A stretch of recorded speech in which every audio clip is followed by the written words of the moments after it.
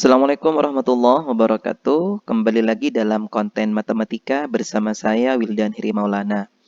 Materi kali ini kita akan belajar tentang sifat operasi hitung. Nah, mungkin teman-teman semuanya sudah tahu ya kalau sifat operasi hitung itu memang mulai diajarkan sejak tingkat dasar. Namun, di sini masih banyak guru ataupun siswa belum mengeksplor jauh tentang manfaat belajar sifat operasi hitung ini. Karena sebenarnya dari pelajaran sifat operasi hitung itu bisa menjadi kunci awal bagi siswa untuk lebih mudah memahami materi-materi matematika di tingkat yang lebih tinggi seperti operasi hitung aljabar ataupun materi-materi turunan dari aljabar itu sendiri. Nah, sekarang kita akan mencoba mengeksplor jauh lagi tentang sifat operasi hitung ini. Mari kita mulai. Pertama, pasti kita tahu tentang sifat ini, yakni sifat komutatif atau disebut juga dengan sifat pertukaran atau penukaran. Sifat ini berlaku pada operasi penjumlahan dan perkalian. Contohnya 3 tambah 4 sama dengan 7. Nah, kalau dibalik 4 tambah 3 nilainya juga 7. Begitupun yang perkalian. Tentu sifat ini sifat yang mungkin paling dasar dan mudah dipahami oleh siswa. Namun, ada banyak hal yang masih bisa dieksplor lagi oleh guru-guru sehingga penggunaan sifat ini tidak hanya berlaku di bilangan asli, tapi juga di bilangan bulat ataupun pecahan, begitu ya. Jadi, ketika memberikan contoh, misal masih mengajar kelas 1, 2, mungkin masih di bilangan ini ya, bilangan asli atau bilangan cacah. Nah, ketika sudah semakin tinggi, jangan ragu-ragu juga untuk mencoba menerapkan sifat komutatif ini pada bilangan rasional atau bilangan pecahan. Nah, sedikit tips dari saya untuk menguatkan pemahaman soal tentang sifat komutatif adalah anak-anak diminta untuk melakukan percobaan operasi hitung gitu ya, terhadap semua operasi dulu. Jadi sebelum memberikan materi bahwa penjumlahan dan perkalian itu berlaku sifat komutatif, diminta juga anak-anak untuk melakukan operasi pengurangan. Apakah juga berlaku seperti misal guru memberi contoh 5 dikurangi 2, apakah senilai dengan 2 dikurangi 5. Jadi dalam tips sifat komutatif, anak-anak diajak begitu ya. 5 dikurangi 2, hasilnya berapa? Bagaimana dengan 2 dikurangi 5? Bagaimana dengan 2 dikurangi 5? Apakah hasilnya akan sama atau berubah? Nah, ketika sudah belajar bilangan bulat pun, jangan ragu juga untuk memberikan sifat operasi ini kepada dua bilangan bulat yang beda tanda ya, antara positif negatif. Apakah berlaku ketika min 2 ditambah 5? Intinya, tips untuk sifat komutatif ini ajak siswa untuk menemukan sendiri atau menyimpulkan sendiri bahwa operasi mana eh, yang bisa menerapkan sifat komutatif dan operasi yang tidak bisa menerapkan sifat komutatif. Lanjut, sifat kedua yakni sifat asosiatif atau disebut juga dengan sifat pengelompokan. Nah, di sini akan mulai dampaknya ketika siswa memahami sifat asosiatif, mereka akan lebih mudah nanti ketika belajar aljabar. Nah, kenapa demikian? Begitu ya. Dari pengertiannya, sifat asosiatif adalah sifat pengelompokan dengan penjelasannya bahwa pengelompokan bilangan dalam operasi hitung tidak mempengaruhi hasil akhir gitu ya. Kalau dicontohkan ketika ada soal 2 ditambah 6 ditambah 4, itu sama dengan ketika 2 ditambah 6-nya dikerjakan terlebih dahulu atau 6 ditambah 4-nya yang dikerjakan terlebih dahulu. Sebenarnya secara alami siswa itu biasanya langsung terbiasa mana yang harus saya kerjakan lebih awal begitu ya ketika operasinya terbuka seperti ini. Sebenarnya ini berlaku secara alami. Namun di jenjang sekolah kita juga bisa melatih sehingga mereka lebih efektif dalam mengerjakan operasi hitung begitu ya. Mana yang lebih efektif tergantung dari kebiasaan siswa dalam mengerjakan. Begitupun di operasi perkalian, mereka akan secara alami mengerjakan entah dari depan atau dari awal ketika harus menyelesaikan operasi hitung yang terdapat lebih dari satu operasi hitung begitu ya. Tipsnya, di sini anak-anak mulai diajarkan number sense. Ini sebenarnya awal-awal apa ya, numerasi mulai dikenalkan di Indonesia. Awalnya saya mengira numerasi itu berkaitan dengan number sense gitu ya, atau kepekaan kita terhadap suatu angka begitu ya. Namun ternyata pergeseran makna di numerasi ternyata lebih luas lagi begitu, tidak hanya sekedar angka-angka saja. Number sense ini sederhananya seperti ini. Misal kita mulai mengenalkan operasi penjumlahan tapi dengan pendekatan dari hasil dulu. Jadi ketika kita kenalkan angka 10, mereka mulai kita tantang berapa tambah berapa jadi 10 begitu ya. Mereka bisa menjawab 1 tambah 9 dan seterusnya sampai mungkin 2 tambah 8 dan seterusnya. Apa sih tujuannya kita mengenalkan angka 10 atau angka-angka yang lain begitu ya untuk dijadikan apa namanya, tantangan agar siswa mencari penjumlahan yang bisa menuju angka 10 itu. Tujuannya agar ketika ada soal, seperti soal yang tadi, 2 tambah 6 tambah 4, karena sudah terbiasa mereka menemukan angka-angka yang ketika mereka jumlahkan hasilnya 10 dan angka-angka yang membantu dalam penjumlahan begitu ya. Mereka akan langsung sadar, oh 2 tambah 6 tambah 4 tambah 4, oh ini bisa jadi 10. Ya, 6 tambah 4, 10. 10 tambah 2, 12. Secara tidak langsung mereka melakukan dua hal, yakni menguji number sense-nya mereka, kepekaan terhadap suatu angka. Yang kedua, tanpa sadar mereka sudah melakukan sifat asosiatif dalam mengerjakan matematika. Begitu. Jadi biasanya kita tantang menjadi penjumlahan yang mudah. Kalau angkanya masih ada 3 angka, itu mungkin masih terlalu mudah Pak, biasa aja 2 tambah 6 bisa dikerjakan. Nah ketika angkanya lebih banyak begitu ya, 2 tambah 4 tambah 6 tambah 8 tambah 5 begitu ya. Nah ini kalau mereka sudah terbiasa, kepekaan tentang angkanya sudah teruji, mereka bisa dengan mudah, oh 6 tambah 4, 10, 2 tambah 8, 10, jadi 20 tambah 5, 25.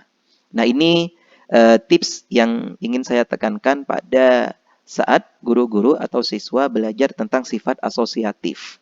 Jadi mereka tanpa sadar melakukan dua hal, number sense, kemudian asosiatif. Kemudian sifat terakhir yakni sifat distributif.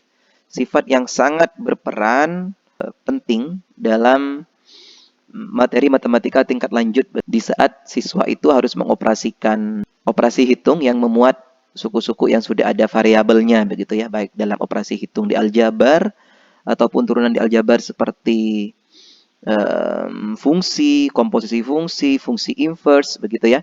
Di sana banyak sekali cara penyelesaian dari suatu soalnya itu sebenarnya dasarnya atau basicnya adalah sifat distributif yang mana sudah dikenalkan kepada siswa sejak SD dan ini sangat eman sekali atau sangat sayang sekali kalau kita abaikan materi sifat distributif ini.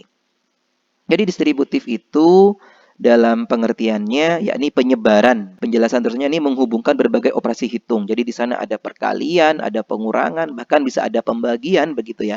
Tergantung kondisi dari operasi hitung itu sendiri begitu ya. Di sini contoh ada 4 kali 5 tambah 2 yang artinya yang ada di dalam kurung bisa dikerjakan terlebih dahulu begitu ya. 5 ditambah 2 7, 7 kali 4 28.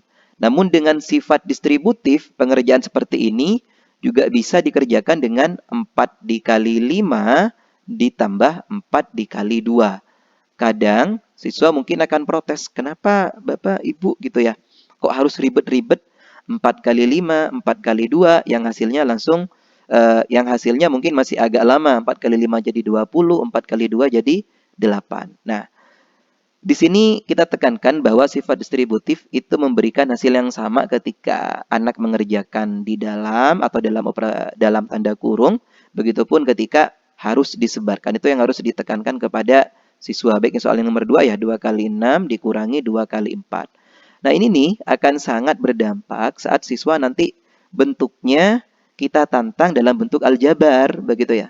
Ketika operasinya berbentuk aljabar atau memuat variabel, biasanya mereka akan merasa, oh iya ya, ini bisa digunakan begitu. Ini atau ini sangat membantu saya dalam mengerjakan atau menyelesaikan operasi hitung aljabar atau fungsi yang sedang mereka kerjakan.